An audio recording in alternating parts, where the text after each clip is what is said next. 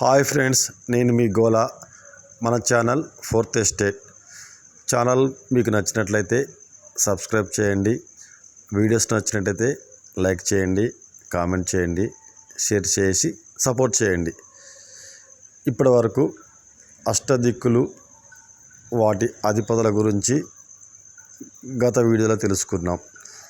ఇప్పుడు ఆ దిక్కులు మన జీవిత చర్యల్లో వారి ప్రభావం, అందుకోసం మనం తీసుకోవలసిన జాగ్రత్తలు ఏంటో ఈ వీడియోలో తెలుసుకుందాం. ముందుగా తూర్పు, దానికి వ్యతిరేక దిశలో ఉండే పడమర దిక్కుల గురించి తెలుసుకుందాం.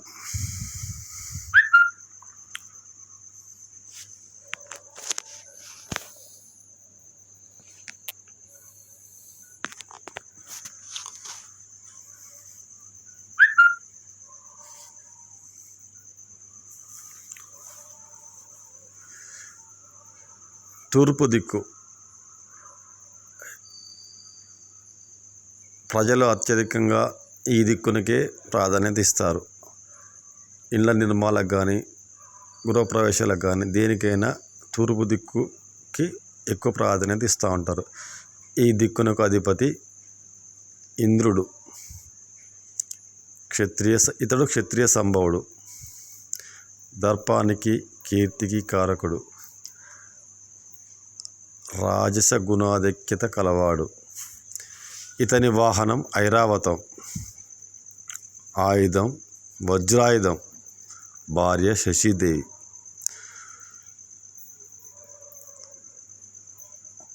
వర్షాలు బాగా కురిసి పంటలు బాగా పండాలని ప్రజలు ఇంద్రుడిని పూజిస్తూ ఉంటారు.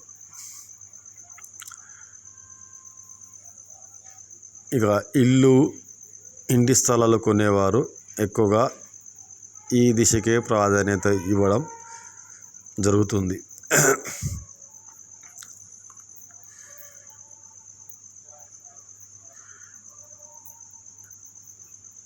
ఇంద్రుడిని పూజించడం కారణంగా సంతానం, ఐశ్వర్యాలను కలిగిస్తాడని ప్రజలు, భక్తులు నమ్ముతుంటారు.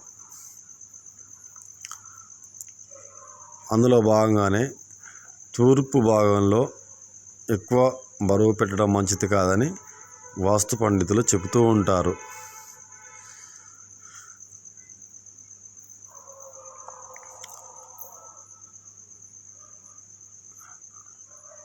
తూర్పు దిక్కులోని ఖాళీ స్థలంలో బావులు, బోర్లు నిర్మించడం వల్ల శుభం చేకూరుతుందని కూడా చెబుతూ ఉంటారు.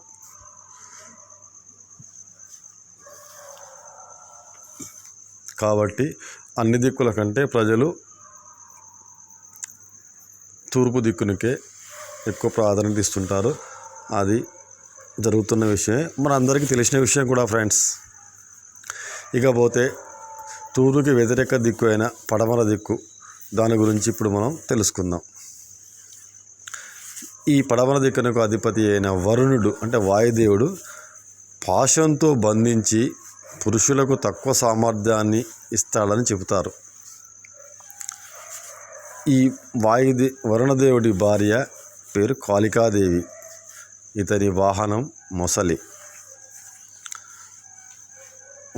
ఆయుధం పాశం. ఇకపోతే ఇళ్ళ నిర్మాణ విషయంలో తూర్పు దిక్కు కంటే పడమర దిక్కుకు తక్కువ ఖాళీ స్థలం పెట్టాలి.